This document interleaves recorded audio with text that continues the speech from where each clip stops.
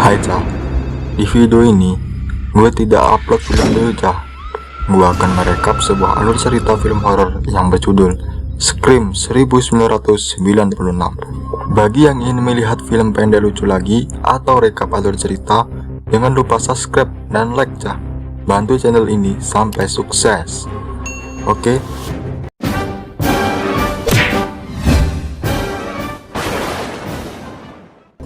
Film Scream pertama kali tayang pada tahun 1996. Perilisannya menakutkan jutaan orang dan mengubah perspektif seperti apa film horor bergenre itu. Namun, tahukah kamu kalau cerita dari film itu terinspirasi oleh peristiwa dari kisah nyata loh Cah? Yaitu pada tahun 1990, seorang pembunuh berantai menguntit dan membunuh para siswa di Gunnisville, Florida. Aksinya menjadi mimpi buruk dan menakuti seluruh negara bagian itu. Film horor klasik Scream dikabarkan masih akan berlanjut. Scream pertama kali dirilis pada 1996 dan berlanjut sampai film Scream 4 yang dirilis pada 2011. Dan kabarnya lagi film ini akan berlanjut sampai Scream 5 yang akan rilis pada tahun 2022. Jika dipikir-pikir, film ini nggak habis-habis ya Cah. Seri film Scream dibuat oleh sutradara Wes Craven dan penulis naskah Kevin Williamson. Mereka berdua selalu bersama memproduksi Scream pertama sampai keempat. Oke, langsung ke filmnya aja ya Cah.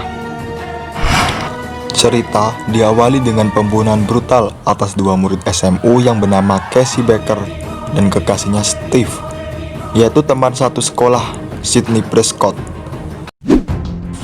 Nah, semenjak waktu tragedi itu benar-benar menjadi masa sulit untuk Mbak Sidney, yang mana beberapa hari lagi diketahuinya adalah setahun setelah ibunya diperkosa dan dibunuh. Kejam kali si psikopat ini ya Cah.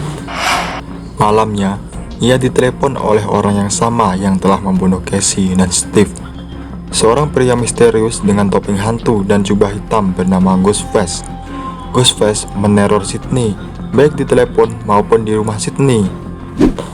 Dalam kepanikan dan di kondisi ketakutan, ia menduga kekasihnya, yaitu yang bernama Billy Loomis, sebagai penyerang dirinya, karena dalam waktu yang bersamaan, kekasihnya itu menemuinya di dalam kamarnya, lewat jendela guys.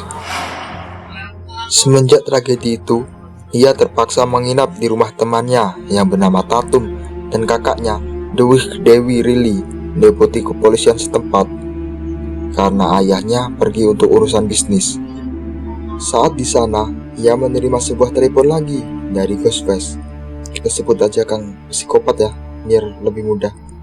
Dalam percakapannya, Kang Psikopat mengatakan bahwa Sidney telah menunjuk orang yang salah lagi, yang menandakan bahwa pria yang diduganya sebagai pembunuh ibunya, yang bernama Cotton Weary, tidak bersalah sama sekali guys.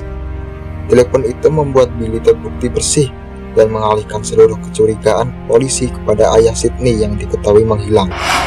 Sidney dipaksa terus-menerus untuk mau diwawancarai seputar penyerangannya oleh seorang reporter ambisius yang bernama Mbak Gail Wetter. Gail bertanggung jawab untuk bukunya yang menerangkan bahwa Cotton Weary, si pembunuh ibunya, dan ibu Sidney mempunyai hubungan dan menyebut Sidney sebagai pembohong yang sebenarnya.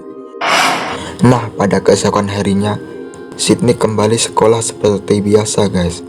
Namun, saat ia ingin ke toilet, ia kembali diteror oleh Kang Psikopat. Tapi ia selamat guys.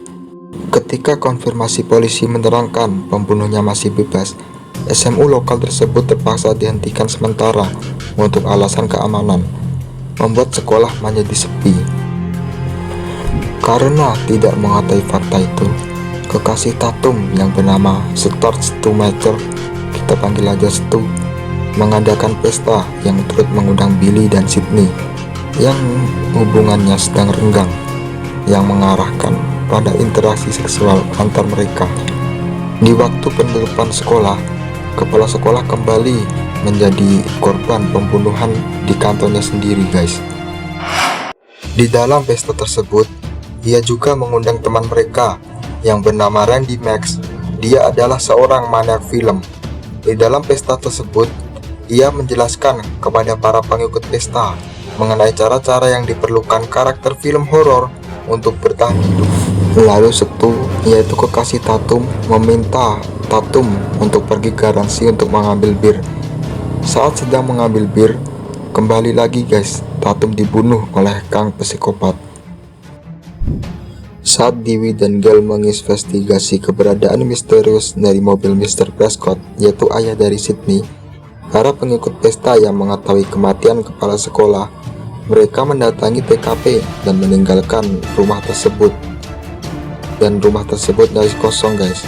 Nah cah, waktu ini menjadi waktu yang pas untuk Kang psikopat mulai beraksi nih. Sedangkan Billy dan Sydney sedang asik bermantap-mantap guys. Ghostface atau Kang psikopat mulai membunuh orang-orang yang masih tersisa, membunuh kameramen Gale, Kenny yaitu rekan kerja dari Gale, dan meneror Sydney, Dewey, dan Billy. Gale juga mendapat teror dan mengalami kecelakaan saat mencoba menyelamatkan diri, sementara Dewey ditusuk di bagian punggung dan pingsan di teras rumah Stu. Ketika Billy dan Sydney telah selesai bermantap-mantap, Billy ditusuk oleh Kang psikopat dari belakang. Untung gak pas mantap-mantap ya guys, kan jadi repot. Membuat Sydney yang sendirian turun ke bawah untuk menyelamatkan diri dari Kang psikopat. Ia menemukan Stu dan Randy di depan rumah saling menuduh satu sama lain bahwa ialah pembunuh sebenarnya. Mereka berdua dikunci dari dalam oleh Sydney saat Sydney bingung ingin menyelamatkan yang mana. Dan saat itu, Billy terjatuh dari tangga. Ia mengalami luka serius, dan Sydney menghampiri Billy untuk menyelamatkannya. Karena Sydney bingung, ia terpaksa memasukkan Randy ke dalam rumah. Randy mengaku bahwa Stu menjadi gila, tapi Billy menjawab, "Kita semua kadang-kadang sedikit gila," dan menembak Randy dengan pistol. Billy dan Stu menunjukkan bahwa merekalah pembunuh sebenarnya, dan mereka menggunakan alat pengubah suara untuk membuat seakan-akan seseorang tak dikenal meneleponnya. Mereka jugalah yang membunuh ibu Sydney dan mengalihkan kesalahannya pada Cotton Weary. Dalam hal yang sekarang, mereka mengalihkan kesalahannya kepada ayah Sydney dengan menyadap telepon genggam ayahnya dan memasukkan seluruh bukti pada dirinya. Stu dan Billy lalu saling menusuk untuk menunjukkan bahwa mereka telah diserang oleh ayah Sydney.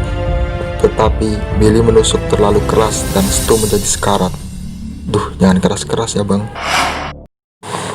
Mbak Gally yang selamat dari kecelakaan mencoba untuk menyelamatkan Sydney dan ayahnya menggunakan pistol dari Dewey.